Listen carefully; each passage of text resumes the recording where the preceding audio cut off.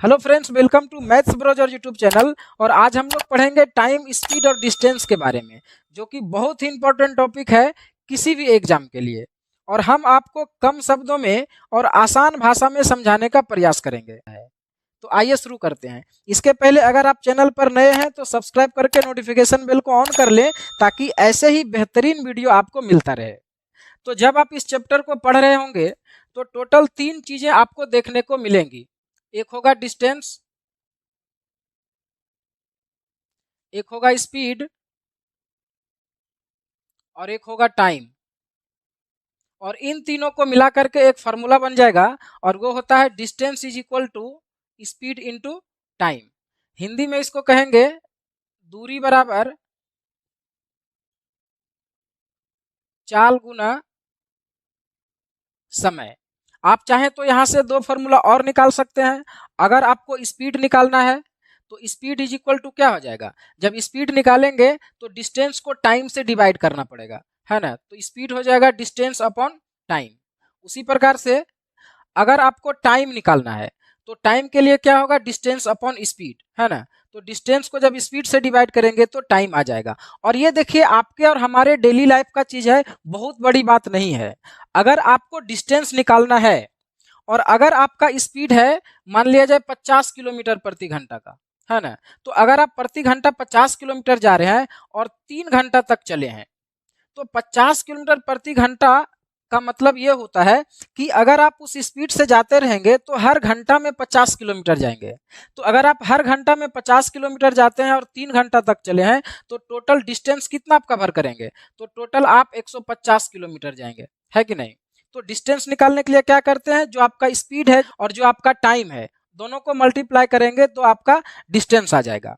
अब यहीं पर देखिए, आपको स्पीड पता करना है और आपका मान लिया जाए डिस्टेंस आपको जाना है 200 किलोमीटर, और 200 किलोमीटर जाना है और आपके पास टाइम है 5 घंटा का। तो अगर 200 किलोमीटर 5 घंटा में जाएंगे तो आपका स्पीड क्या होना चाहिए, स्पीड का मतलब हुआ कि हर घंटा में आपको कितना जाना चाहिए। तो अगर 200 किलोमीटर 5 घंटा में जाना चाहिए, इसका मतलब हर घंटा आपको 40 किलोमीटर जाना पड़ेगा, और यही आपका स्पीड होगा, 40 किलोमीटर प्रति घंटा, है ना। उसी प्रकार से अगर टाइम निकालना है, तो अगर आपको 300 किलोमीटर जाना है और 300 किलोमीटर जाने के लिए आपका स्पीड मान लिया जाए 60 किलोमीटर पर आवर, है ना। 300 किलोमीटर आपको जाना है और आपका स्पीड है 60 किलोमीटर पर आवर, मतलब आप हर घंटा में 60 किलोमीटर जाते हैं। तो आपको जाने में कितना टाइम लगेगा, तो 300 को 60 से डिवाइड करेंगे तो आपका टाइम आ जाएगा 5 घंटा। तो इस तरह से टाइम, स्पीड और डिस्टेंस का एक रिलेशन होता है, जो आप पहले से ही जानते होंगे, कोई बड़ी बात नहीं है। अब हम थोड़ा आगे बढ़ते हैं और बात करते हैं कि जो स्पीड होता है उसका यूनिट के बारे में। जैसे कभी कभी स्पीड जो है आपका किलोमीटर प्रति घंटा में दिया रहेगा और मीटर प्रति सेकंड में लाना रहेगा, या फिर कभी मीटर प्रति सेकंड में दिया रहेगा तो किलोमीटर प्रति घंटा में लाना रहेगा। तो कैसे करेंगे, क्योंकि देखिए यहाँ से डायरेक्ट क्वेश्चन भी आ जाता है कि किलोमीटर प्रति घंटा में अगर स्पीड है ये, तो मीटर प्रति सेकंड में कितना होगा। या फिर क्वेश्चन को बनाते समय भी आपको इसको चेंज करने का जरूरत पड़ता है। तो कैसे करेंगे, तो इसको 2-3 तरीका से आप समझ सकते हैं। सबसे पहला तरीका, अगर अगर आपको किलोमीटर प्रति घंटा से मीटर प्रति सेकंड में लाना है, तो यहाँ पर हम गुना कर देंगे इसमें 5/18 से, है ना। जब किलोमीटर प्रति घंटा को 5/18 से गुना कर देंगे तो वो मीटर प्रति सेकंड में आ जाएगा, है ना। उसी प्रकार से अगर मीटर प्रति सेकंड से किलोमीटर प्रति घंटा में जाना रहेगा, तो यहाँ पर क्या करेंगे, मीटर प्रति सेकंड का जो स्पीड रहेगा इसमें हम गुना कर देंगे 18/5 से।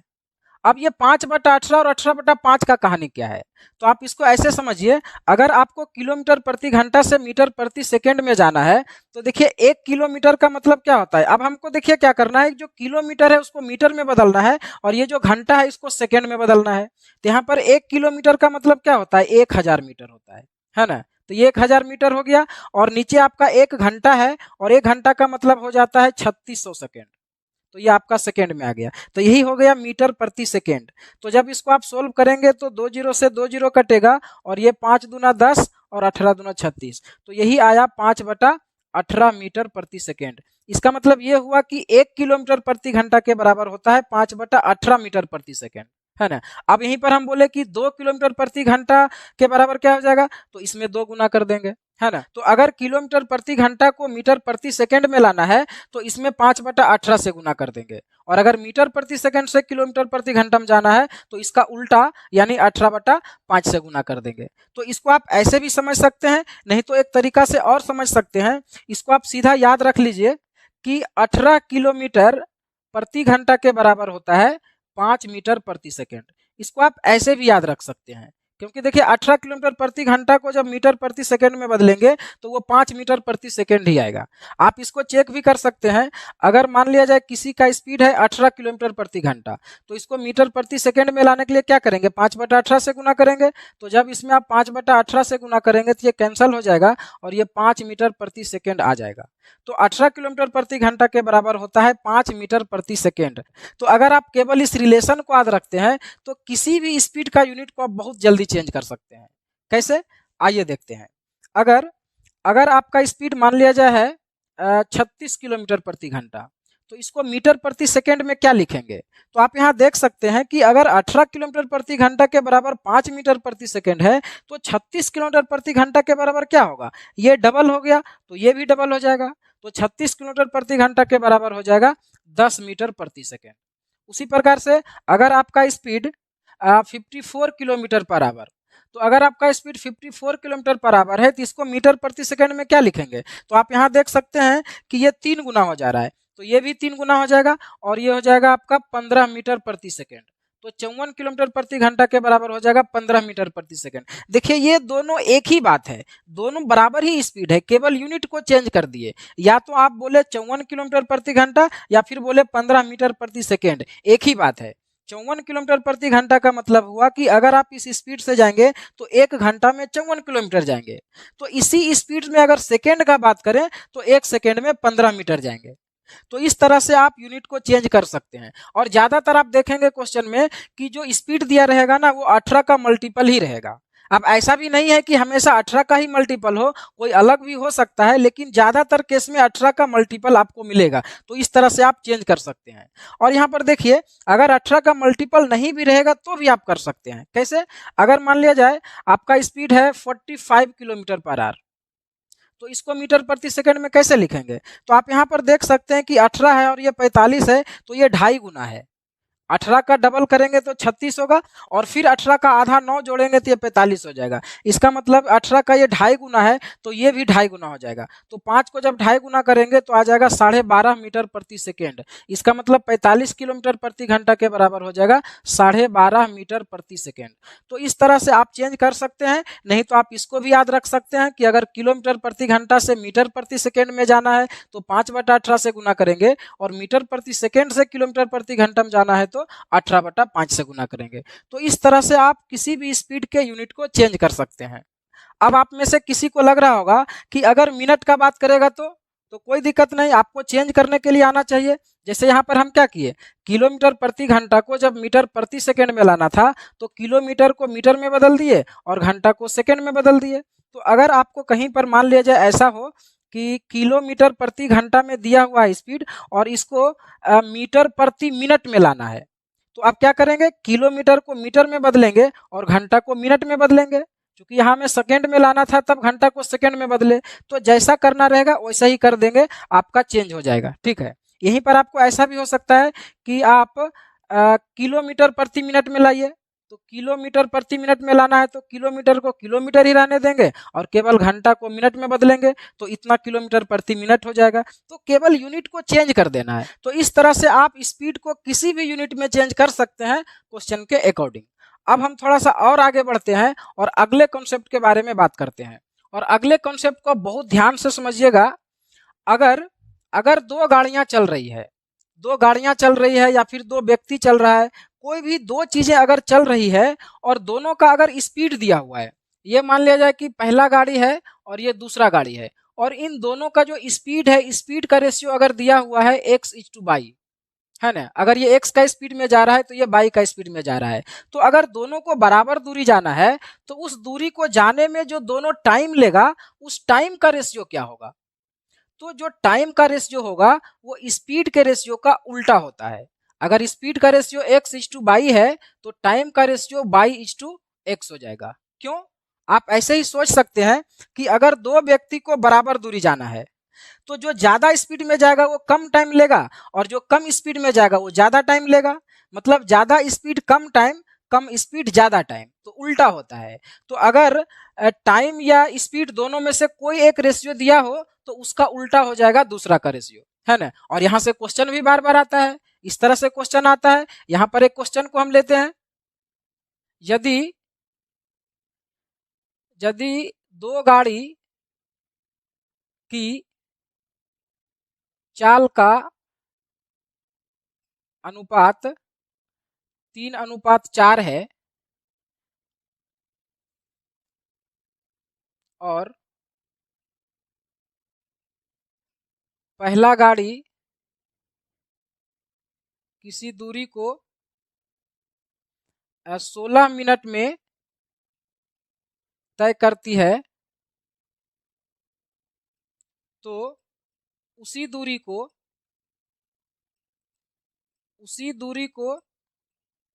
दूसरी गाड़ी कितनी देर में तय करेगी।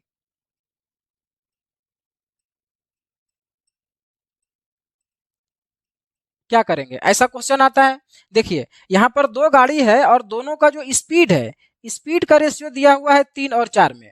तो कह रहा है अगर पहला गाड़ी को कोई दूरी तय करने में 16 मिनट लग रहा है तो दूसरा गाड़ी को कितना लगेगा। तो अभी हम यहाँ पर बताएं कि जो स्पीड का रेशियो होता है उसका उल्टा हो जाता है टाइम का रेशियो। तो अगर स्पीड का रेशियो 3 और 4 में है तो टाइम का रेशियो 4 और 3 में हो जाएगा, है ना। मतलब अगर इसको 4 घंटा लगेगा तब इसको 3 घंटा लगेगा, या फिर अगर इसको 4 मिनट लगेगा तो इसको 3 मिनट लगेगा। यही रेशियो में दोनों को टाइम लगेगा। और यहाँ पर मेरा क्वेश्चन बोल दिया है कि पहला गाड़ी 16 मिनट में तय करती है, इसका मतलब इसका टाइम दे दिया है 16 मिनट। तो ये कितना हो जाएगा? तो ये देखिए 4 गुना हो जाएगा, तो ये भी 4 गुना हो जाएगा, इसका मतलब इसको 12 मिनट लगेगा। तो अगर पहला गाड़ी को 16 मिनट लगेगा तो दूसरा गाड़ी को 12 मिनट लगेगा। इसको कम टाइम लगेगा क्योंकि आप यहाँ देख सकते हैं इसका स्पीड ज्यादा और इसका स्पीड कम है। तो कम स्पीड है तो ज्यादा टाइम और ज्यादा स्पीड है तो कम टाइम। तो टाइम और स्पीड का जो रेशियो है वो एक दूसरे का उल्टा होता है। अब यहाँ पर अगर 3 रेशियो रहे तो अगर 3 गाड़ी एक साथ में चले तो क्या होगा। तो अगर मान लिया जाए कि 3 गाड़ी का जो स्पीड है उसका रेशियो दिया हुआ है 2, 3 और 4 में, है ना। 3 गाड़ी एक साथ चल रही है और तीनों का स्पीड का रेशियो ये है, तो टाइम का रेशियो क्या हो जाएगा। तो यहाँ पर क्या करेंगे, यहाँ पर 4, 3 और 2 उल्टा नहीं करेंगे, है ना। यहाँ पर देखिए क्या करेंगे, अगर 3 रेशियो आ जाए या 4 रेशियो आ जाए, मतलब अगर 2 से ज्यादा आ जाए तो इसको देखिए क्या करेंगे, 2, 3 और 4 का एलसीएम लेंगे। तो देखिए इन तीनों का एलसीएम 12 हो जाएगा। तो 12 को 2 से भाग करेंगे तो 6 आएगा, 12 को 3 से भाग करेंगे तो 4 आएगा और 12 को 4 से भाग करेंगे तो ये 3 आएगा। तो इस तरह से करेंगे। मतलब अगर स्पीड का रेशियो 2, 3 और 4 में होगा तो टाइम का रेशियो 6, 4 और 3 में हो जाएगा। अब यहीं से क्वेश्चन पूछ देता है कि अगर पहला गाड़ी को जाने में अगर 3 घंटा लग रहा है किसी दूरी को, तो तीसरा गाड़ी को कितना टाइम लगेगा। ऐसा क्वेश्चन पूछ दिया कि अगर 3 गाड़ी है और तीनों का स्पीड 2 और 3 और 4 में है, तो पहला गाड़ी किसी दूरी को अगर 3 घंटा में तय करेगा तो तीसरा गाड़ी कितना देर में तय करेगा, या फिर दूसरा गाड़ी कितना देर में तय करेगा। तो यहाँ पर हमें रेशियो पता लग जाएगा टाइम का कि अगर ये 6 घंटा लेगा तो ये 4 घंटा लेगा, तो ये 3 घंटा लेगा, या ये 6 मिनट लेगा तो ये 4 मिनट लेगा और ये 3 मिनट लेगा।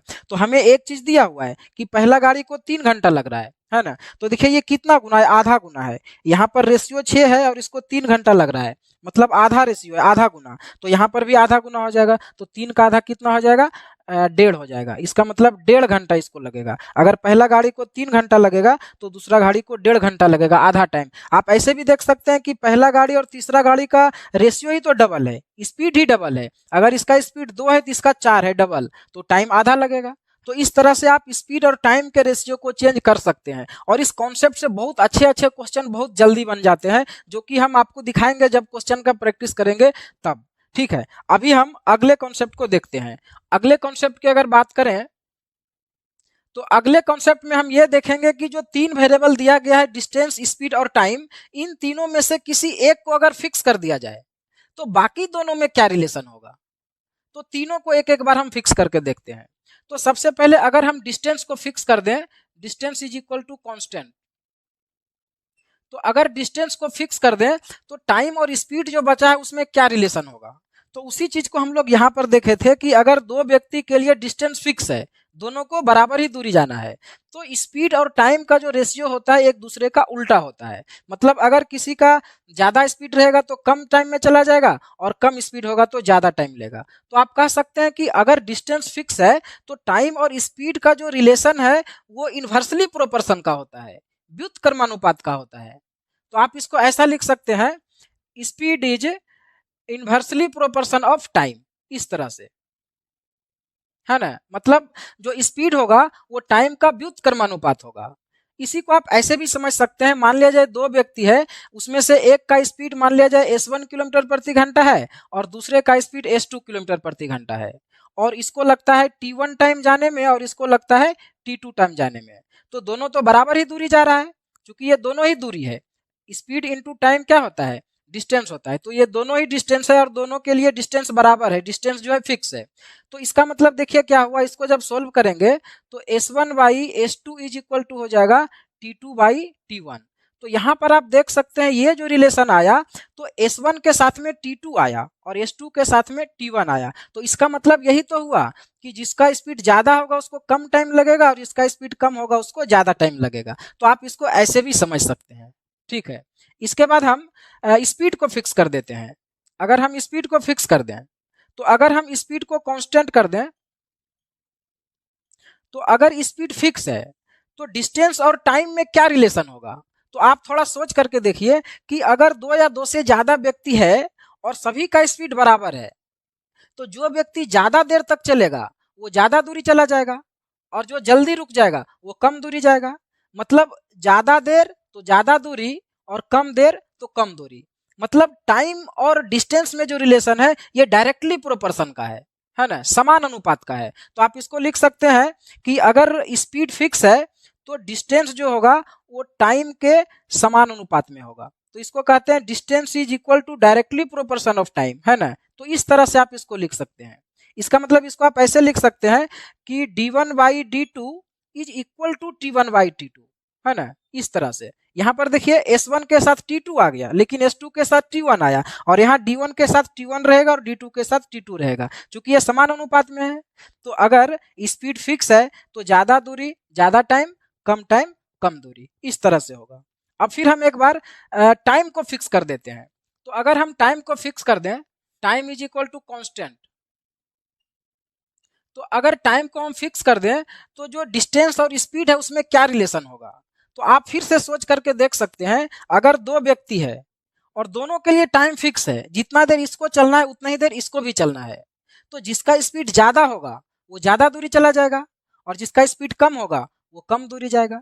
तो आप यहाँ पर भी देख सकते हैं कि सीधा अनुपात आ रहा है, समान अनुपात, कम स्पीड कम दूरी, ज्यादा स्पीड ज्यादा दूरी। तो यहाँ पर भी आप कह सकते हैं कि अगर टाइम फिक्स है तो जो डिस्टेंस होगा वो टाइम का डायरेक्टली प्रोपोर्शन होगा, है ना। इसी को आप ऐसे लिख सकते हैं d1 by d2 is equal to t1 by t2। तो इस तरह से रिलेशन आप निकाल सकते हैं। और ये देखिए बहुत बड़ा बात ये सब नहीं है, आपके डेली लाइफ का चीज है, आप सोच करके देख सकते हैं।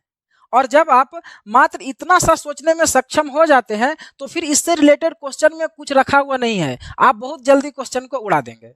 जैसे अगर क्वेश्चन इस तरह से रहे, हम यहाँ पर कुछ क्वेश्चंस को लेते हैं। जैसे मान लिया जाए ये किसी का घर है और ये स्कूल है, तो इसको घर से स्कूल जाने में मान लिया जाए कि 40 मिनट का समय लगता है। अगर ये कोई स्पीड से जाता है घर से स्कूल तो इसको 40 मिनट का समय लगता है। अब क्वेश्चन अगर ऐसा बोल दें कि वापस आते समय जो है ये अपना स्पीड को 2/3 कर देता है, पहले जो भी स्पीड में गया होगा उसका 2/3 स्पीड में वापस आ रहा है, तो आने में कितना टाइम लगेगा। तो अब यहाँ पर देखिए लगेगा कि क्या क्वेश्चन बोल दिया है, कुछ भी नहीं बोला है। देखिए क्या बोला कि जाते समय 40 मिनट लगा और आने में अपना स्पीड जो है वो 2/3 कर दिया। तो यहाँ पर केवल टाइम और स्पीड का खेला है। और यहाँ पर देखे थे कि स्पीड और टाइम जो एक दूसरे का उल्टा होता है रेशियो में। तो यहाँ पर देखिए आते समय जो टाइम वो 2/3 कर दिया है, इसका मतलब ये हुआ कि अगर वो 3 में गया होगा तो 2 में आ रहा है है ना, नीचे हमेशा टोटल रहता है फ्रैक्शन में। 2/3 कर दिया जाने आने में, इसका मतलब अगर वो 3 का स्पीड में गया होगा तो 2 का स्पीड में वापस आ रहा है। इसका मतलब ये हुआ कि जाने और आने में जो स्पीड का रेशियो है वो 3 और 2 का है। अगर 3 में गया होगा तो 2 में वापस आ रहा है। तो टाइम का रेशियो क्या हो जाएगा, ये था स्पीड का रेशियो, तो टाइम का रेशियो क्या हो जाएगा, 2 और 3 का हो रहा है ना। तो ये कह रहा था कि जाने में 40 मिनट लग रहा है, इसका मतलब इसका वैल्यू दिया हुआ है 40 मिनट। 2 यूनिट का वैल्यू 40 मिनट हुआ तो 3 यूनिट का वैल्यू क्या हो जाएगा, 60 मिनट लगेगा। तो उसको आने में 60 मिनट लगेगा, क्योंकि आप देख सकते हैं कि जाने में स्पीड ज्यादा था, आने में स्पीड कम कर दिया है, तो टाइम ज्यादा लगेगा। एक और क्वेश्चन को ले सकते हैं। अगर क्वेश्चन इस तरह से रहे कि 3 व्यक्ति है, पहला, दूसरा और तीसरा, और तीनों को कोई बराबर दूरी जाना है ना, और तीनों का स्पीड अगर हम दे दें, मान लिया जाए इसका स्पीड है 20 किलोमीटर प्रति घंटा, इसका है 40 किलोमीटर प्रति घंटा और इसका है 60 किलोमीटर प्रति घंटा। तो तीनों का स्पीड अलग अलग है और बराबर दूरी तीनों को जाना है। तो अगर उस दूरी को जाने में सी को मान लिया जाए कि 420 सेकेंड लग रहा है, तो ए को कितना लगेगा या फिर बी को कितना लगेगा, है ना। तो यहाँ पर कुछ और नहीं बल्कि ये टाइम और स्पीड का जो रिलेशन है, जो अनुपात है, उसी का खेला है। तो यहाँ पर देखिए क्वेश्चन में जो स्पीड दिया है तीनों का, तो इन तीनों के स्पीड का क्या रेशियो होगा। तो स्पीड का अगर रेशियो निकालें तो देखिए ये 20 है, ये 40 और ये 60 है, तो तीनों में 20 का भाग जा रहा है, तो तीनों में अगर 20 से भाग कर देंगे तो ये हो जाएगा 1, 2 और 3। मतलब स्पीड का जो रेशियो है वो 1, 2 और 3 में है। तो टाइम का रेशियो क्या हो जाएगा, तो टाइम के लिए हम क्या बताए थे कि अगर 2 से ज्यादा रेशियो है तो इसको सीधा उल्टा करके 3, 1, 2 और 1 नहीं लिखेंगे, इसको क्या करते हैं 1, 2 और 3 का एलसीएम निकालेंगे तो ये 6 आएगा। अब 6 को 1 से भाग करेंगे तो 6 आएगा, 6 को 2 से भाग करेंगे तो 3 आएगा और 6 को 3 से भाग करेंगे तो 2 आएगा। ये आ जाएगा टाइम का रेशियो। मतलब अगर इसको 6 सेकंड लगेगा तो इसको 3 सेकंड लगेगा और इसको 2 सेकंड लगेगा। ये एक रेशियो आ गया। अब हमको दिया है कि सी को लगता है 420 सेकंड, मतलब इसका वैल्यू दिया हुआ है, 2 यूनिट का वैल्यू है 420 सेकंड, है ना। तो ए को कितना लगेगा, तो 6 यूनिट का वैल्यू निकालना है। तो यहाँ पर देखिए 2 यूनिट अगर 420 के बराबर है तो 1 यूनिट कितना के बराबर आ जाएगा, 210 के बराबर। तो 6 यूनिट का वैल्यू निकालेंगे तो क्या हो जाएगा, 6 गुना 210, है ना। तो कितना हो जाएगा, ये 1260 हो जाएगा। मतलब 1260 सेकेंड लगेगा इसको, क्योंकि इसका स्पीड देख रहे हैं कम है ना, तो ज्यादा टाइम लगेगा। और इसको कितना टाइम लगेगा, तो यहाँ पर 3 यूनिट का वैल्यू निकालना पड़ेगा। 1 यूनिट का वैल्यू 210 है तो 3 यूनिट का वैल्यू हो जाएगा 630, तो बी को लगेगा 630 सेकेंड। तो इस तरह से आप कर सकते हैं। तो अब हम क्या करते हैं कि जितने कॉन्सेप्ट को अभी तक पढ़े हैं उसके बिहाय पर कुछ क्वेश्चंस का प्रैक्टिस कर लेते हैं, उसके बाद अगले कॉन्सेप्ट को देखेंगे और फिर उसके बिहाय पर भी कुछ क्वेश्चंस को करेंगे। तो अब हम आते हैं क्वेश्चंस के ऊपर। तो सबसे पहला क्वेश्चन है 30.6 किलोमीटर प्रति घंटा की गति किसके समान है ऑप्शन में से। तो सभी ऑप्शन देखिए मीटर प्रति सेकंड में दिया गया है और यहाँ पर किलोमीटर प्रति घंटा में है। तो केवल इसको मीटर प्रति सेकंड में चेंज करेंगे तो पता चल जाएगा कि इसमें से किसके बराबर आ रहा है। तो 30.6 किलोमीटर प्रति घंटा को मीटर प्रति सेकंड में बदलने के लिए हम बताए थे कि केवल 5/18 से गुना कर देते हैं। तो इसको सोल्व करेंगे तो इस पॉइंट के बदले में नीचे 10 आएगा। अब ये 2 बार में कटेगा, फिर इसको 2 बार में काटेंगे तो ये 153 हो जाएगा। अब यहाँ पर अगर काटें तो देखिए 2 से 9 बार में 18 कटता है और 17 से 9 बार में 153 कटता है। तो 17/2 का मतलब हुआ 8.5 मीटर प्रति सेकेंड। तो 8.5 मीटर प्रति सेकेंड मेरा आंसर आ जाएगा बी ऑप्शन। इसके बाद नेक्स्ट क्वेश्चन है ये, अपनी साइकिल पर सवार एक व्यक्ति 25 सेकेंड में 150 मीटर की दूरी तय करता है, तो किलोमीटर प्रति घंटे में उसकी गति क्या है। तो देखिए इसका स्पीड अगर मीटर प्रति सेकेंड में निकालें तो ये हो जाएगा 150/25, क्योंकि स्पीड होता है डिस्टेंस अपॉन टाइम। तो डिस्टेंस 150 मीटर है और टाइम 25 सेकेंड है, लेकिन ये मीटर प्रति सेकेंड में है। तो इसको हमें किलोमीटर प्रति घंटा में बदलना है, तो इसके लिए क्या करेंगे 18/5 से गुना कर देंगे। तो यहाँ पर देखिए ये 6 बार में कट जा रहा है और नहीं कटेगा।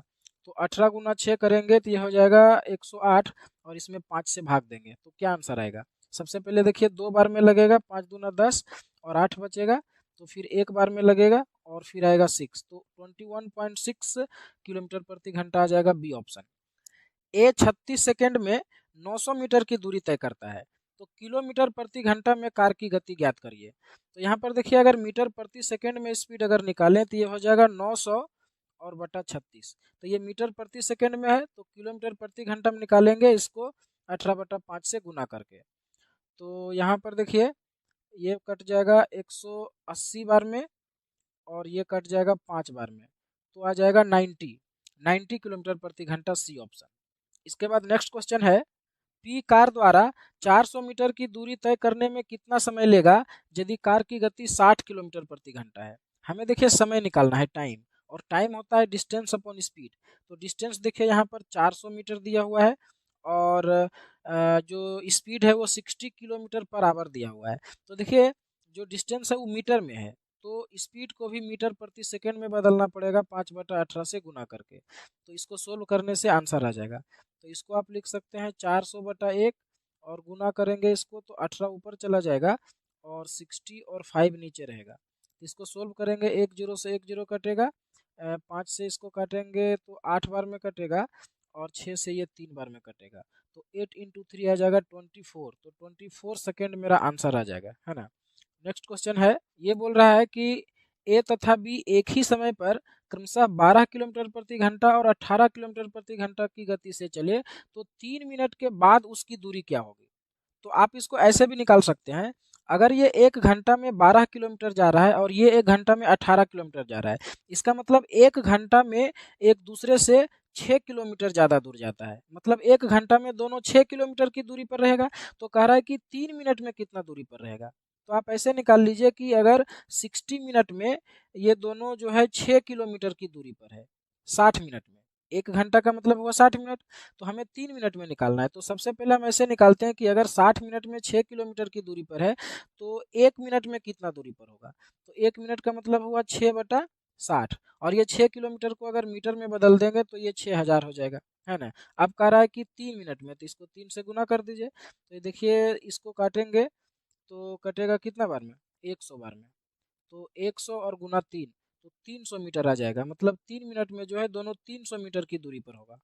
नेक्स्ट क्वेश्चन है, ये दो कारें एक ही समय पर 75 किलोमीटर पर आवर और 90 किलोमीटर पर आवर की गति से चले तो 5 मिनट में उसके बीच की दूरी कितनी होगी।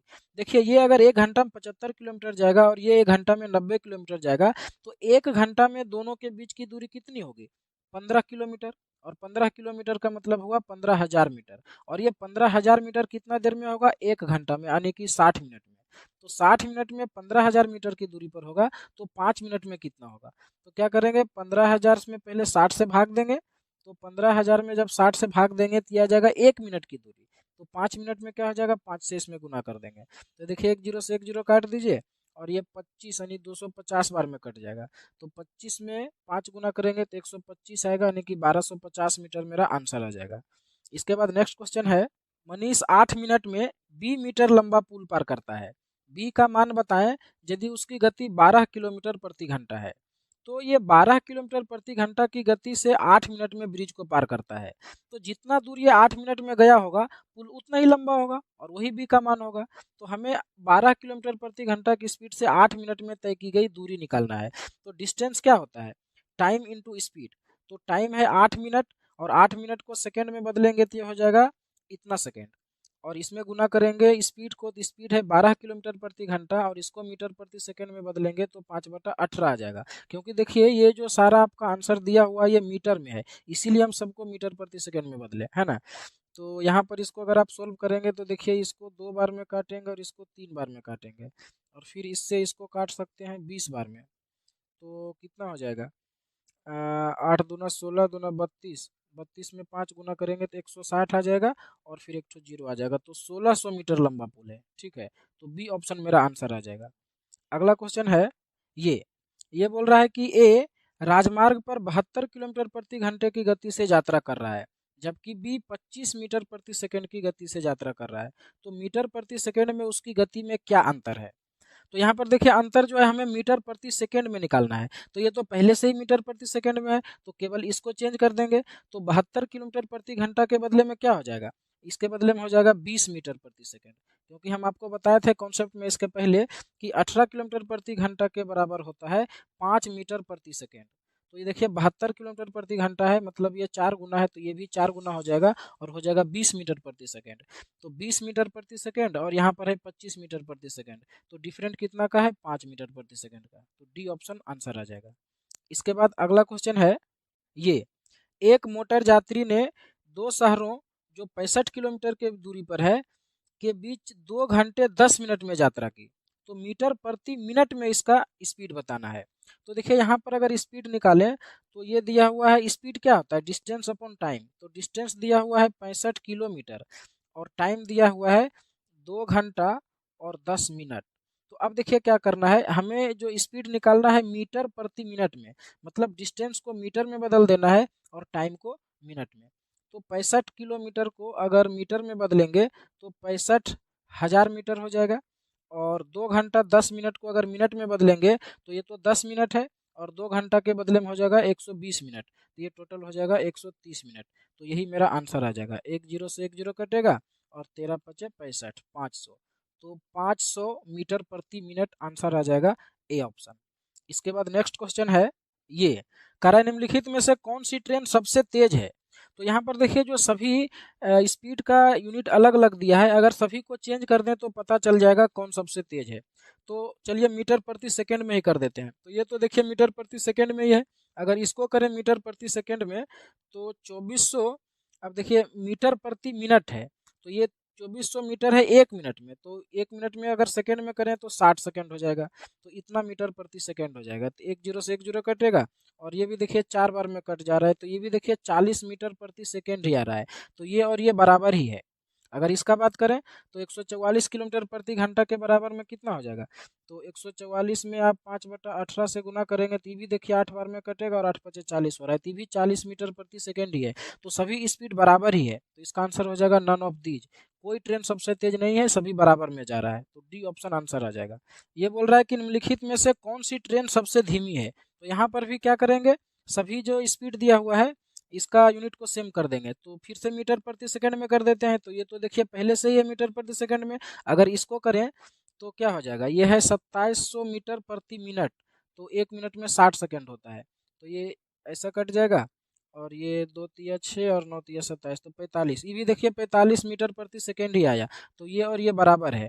अगर इसको करेंगे 160 को अगर बदलें तो 160 को मीटर प्रति सेकंड में बदलेंगे तो 5/18 से गुना करेंगे, तो यहाँ पर देखिए हो जाएगा 9 दूना 18, और ये हो जाएगा 80 दूना 160, तो मतलब अब ऊपर आ जाएगा 8 पचे 40, 400/9 आ रहा है। तो इसको अगर भाग दें तो कितना आ जा रहा है, तो 9 चौका 36, 4 बार में लगेगा, और फिर आएगा जीरो, फिर 4 4, फिर 9 चौका 36, और फिर पॉइंट आएगा, मतलब 44 दशमलव कुछ आएगा। तो देखिए इन दोनों से तो थोड़ा कम है, क्योंकि ये दोनों 45 आ रहा है और ये 44 दशमलव कुछ आ रहा है। इसका मतलब सबसे धीमी ट्रेन कौन हो जाएगी, ये हो जाएगी सी ऑप्शन। सी ऑप्शन मेरा आंसर आ जाएगा। इसके बाद अगला क्वेश्चन है ये बोल रहा है कि एक व्यक्ति ने बाइक पर 180 किलोमीटर की दूरी 4 घंटे में तय की। यदि वह बाइक की गति छठा भाग से साइकिल चलाता है तो 8 घंटे में कितनी दूरी तय करेगा। मतलब जो साइकिल का स्पीड है बाइक की स्पीड का छठा भाग है, तो 8 घंटे में साइकिल से कितना दूर जाएगा। तो पहले हम स्पीड निकाल लेते हैं कि बाइक का स्पीड क्या है। तो देखिए 180 किलोमीटर 4 घंटा में जाता है, इसका मतलब स्पीड हुआ 45 किलोमीटर प्रति घंटा का। तो 45 किलोमीटर प्रति घंटा हुआ बाइक का स्पीड, तो साइकिल का कितना होगा, इसका छठा भाग। तो ये स्पीड हो गया साइकिल का, तो कराए 8 घंटा में कितना दूर जाएगा, तो ये आंसर आ जाएगा। तो ये देखिए 2 तिया 6 और 15 तिया 45, और ये 4 बार में कटेगा, तो 15 चौका 60, तो 60 किलोमीटर होगा। ठीक है। इसके बाद नेक्स्ट क्वेश्चन है ये, एक कार एक निश्चित दूरी को 80 किलोमीटर प्रति घंटे की गति से 6 घंटा में तय करता है। तो अच्छा वो डिस्टेंस क्या हो जाएगा, 80 किलोमीटर 1 घंटा में जाता है और 6 घंटा में पूरा करता है, इसका मतलब 480 किलोमीटर हो गया डिस्टेंस, है ना। अब कह रहा इसी दूरी को अगर 4 घंटा में तय करने के लिए उसकी चाल में कितनी वृद्धि होनी चाहिए। तो अगर 4 घंटा में इस डिस्टेंस को तय करना चाहे तो उसका स्पीड होना क्या चाहिए। तो इसको 4 से भाग देंगे, तो यहाँ पर देखिए हो जाएगा 12 चौका 48, मतलब 120 का स्पीड में जाएगा तब 4 घंटा में तय करेगा। तो कह रहा है कितना बढ़ाना पड़ेगा स्पीड, कितना तेज चलना पड़ेगा। तो देखिए 80 का स्पीड में पहले से जा रहा था, अब उसको 120 में जाना चाहिए, तो डिफरेंट कितना का है 40 का, तो 40 किलोमीटर प्रति घंटा उसको स्पीड बढ़ाना पड़ेगा, बी ऑप्शन। इसके बाद नेक्स्ट क्वेश्चन है ये, बोल रहा है कि एक बस 40 किलोमीटर प्रति घंटा की स्पीड से चलती है और गति अगर 10 किलोमीटर प्रति घंटा बढ़ा दी जाती है तो यह उतने ही समय में 30 किलोमीटर अधिक दूरी जाती है। तो वास्तविक रूप से तय की गई दूरी ज्ञात करें। देखिए क्या है कि पहले एक बस थी जो 40 किलोमीटर प्रति घंटा की स्पीड से जाती थी, अब 10 किलोमीटर प्रति घंटा स्पीड बढ़ गया, मतलब अब स्पीड हो गया 50 किलोमीटर प्रति घंटा का, है ना। तो कह रहा है दोनों पोजीशन में सेम टाइम में 30 किलोमीटर ज़्यादा चलता है। तो हम मान लेते हैं कि टाइम है टी घंटा, ठीक है। तो अगर 50 का स्पीड में टी घंटा जाएगा तो इतना दूरी तय करेगा, और 40 का स्पीड में टी घंटा जाएगा तो इतना दूरी तय करेगा, और यही दोनों का डिफरेंट है 30 किलोमीटर। तो ऐसे देखिए अगर इन दोनों का डिफरेंट हम लोग निकालें तो 10 टी आ रहा है। तो 10 टी इज इक्वल टू है 30 किलोमीटर। तो टी इज इक्वल टू क्या आ जाएगा 3, मतलब टाइम जो था वो 3 घंटा था। तो अगर 3 घंटा टाइम है तो वास्तविक रूप से तय की गई दूरी क्या है, तो वास्तविक रूप से तो ये वाला दूरी तय किया, क्योंकि पहले ओरिजिनल स्पीड तो 40 ही था, बाद में कह रहा है कि अगर 10 किलोमीटर बढ़ा दिया जाए तो बढ़ा दिया जाएगा, वो अलग बात होगा, लेकिन एक्चुअल तो 40 किलो स्पीड में जा रहा है, 40 किलोमीटर प्रति घंटा की स्पीड में। तो 40 किलोमीटर प्रति घंटा की स्पीड में 3 घंटा में 120 किलोमीटर जाएगा, सी ऑप्शन। इसके बाद नेक्स्ट क्वेश्चन है, एक कार 90 किलोमीटर प्रति घंटा की गति से चलती है, और यदि 15 किलोमीटर प्रति घंटा स्पीड बढ़ा दिया जाए तो यह उतने ही समय में 45 किलोमीटर अधिक दूरी तय करती है। तो अंतिम रूप से तय की गई दूरी ज्ञात कीजिए, है ना। देखिए वहां पर था ओरिजिनल दूरी निकालना था, यहाँ पर बाद वाला दूरी निकालना है जब स्पीड बढ़ा देता है। तो देखिए पहले स्पीड था 90, अब 15 बढ़ा देगा तो हो जाएगा कितना 105। तो मान लिया जाए टाइम है दोनों के लिए टी घंटा, तो टी घंटा में ये इतना दूर जाएगा और ये इतना दूर जाएगा, तो दोनों का डिफरेंट देखिए कितना का हो रहा है, 15 टी का हो रहा है। तो 15 टी का वैल्यू ही हो जाएगा 45 किलोमीटर। तो अगर 15 टी के बराबर 45 हो जाएगा तो टी का वैल्यू क्या आ जाएगा 3, फिर से 3 घंटा आ गया। तो अगर टाइम 3 घंटा आया तो 3 घंटा में अगर ओरिजिनल दूरी पूछता तो क्या हो जाता 90 × 3, चूंकि ओरिजिनल स्पीड तो 90 ही है, लेकिन कह रहा है अंतिम रूप से तय की गई दूरी, मतलब इस स्पीड से 15 किलोमीटर बढ़ाने के बाद। तो पहले 90 था और 15 बढ़ गया था तो 105 किलोमीटर प्रति घंटा हो गया था। तो इस हिसाब से 3 घंटा में कितना दूरी जाएगा 315 किलोमीटर जाएगा। तो डी ऑप्शन आंसर आ जाएगा। तो इस वीडियो में हम टाइम, स्पीड और डिस्टेंस के बेसिक कॉन्सेप्ट को देखे, और इस कॉन्सेप्ट के बिहाय पर कुछ क्वेश्चंस को भी किए जो बहुत ही इजी क्वेश्चन थे। और अगले वीडियो में हम कुछ और कॉन्सेप्ट के बारे में डिस्कस करेंगे और अच्छे लेवल के क्वेश्चंस को सोल्व करेंगे।